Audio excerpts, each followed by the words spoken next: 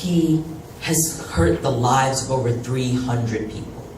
He killed 3 people, innocent children. He turned a day of patriotism into a day of tragedy. He left people without limbs. He destroyed families. He impacted American society as a whole. Now, is this a man we really want to let live? Do we really want to let this man live? This man is a murderer, a man responsible for massacre. He killed people. He took lives.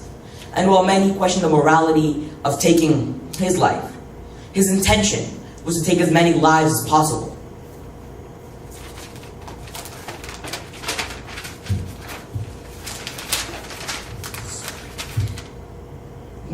First of all, the death penalty is a humane and moral alternative to maximum confinement. As one of the jurors said, Tsarnaev is only 21 years old, and if he were to spend the rest of his life in prison, he would have to spend at least 60 years in prison.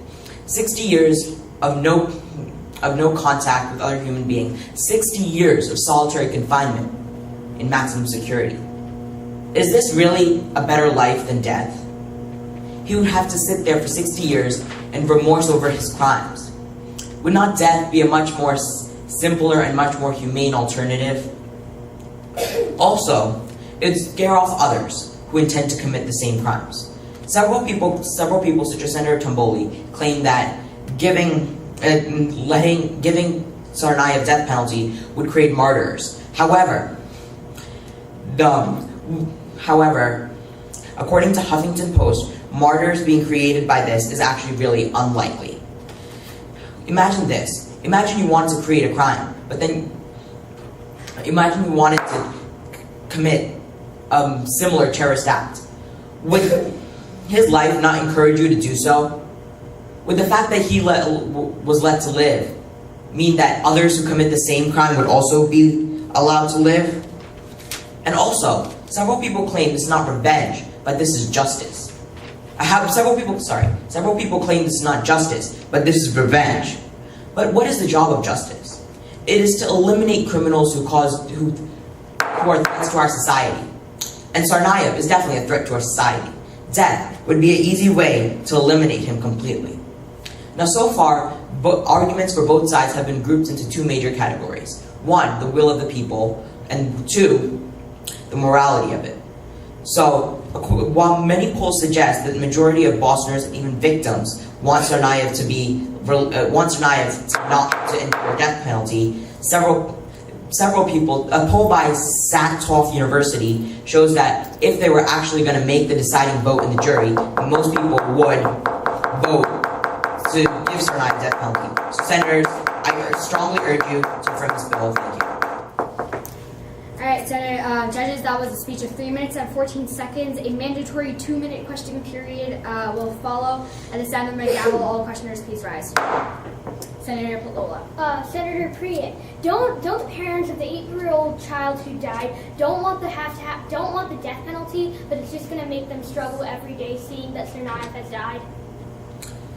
Well, while several studies claim that this will give more trauma to victims, there are also several victims that want Tsarnaev to die, and it will also bring a closure to the case, and it will allow the families to focus on recuperating and healing, knowing that this person has been eliminated.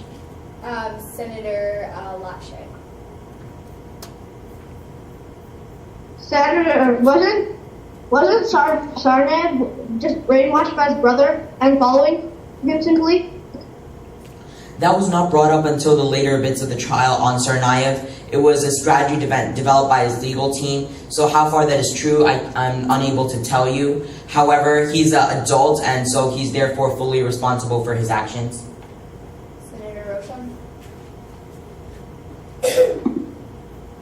Roshan? Senator, that's exactly it. You say that he would have to sit in the prison for 60 plus years, sitting there having remorse for his crimes. That's exactly what we want. It would be all too easy for him to die with a simple lethal injection in an endless sleep. Wouldn't you agree?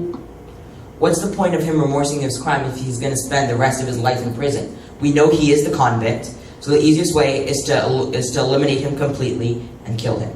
So while all it would be is mental torture and be unusual and cruel punishment for him to have to sit 60 years in a prison in solitary confinement doing nothing but remorsing over his crimes. Senator Palola.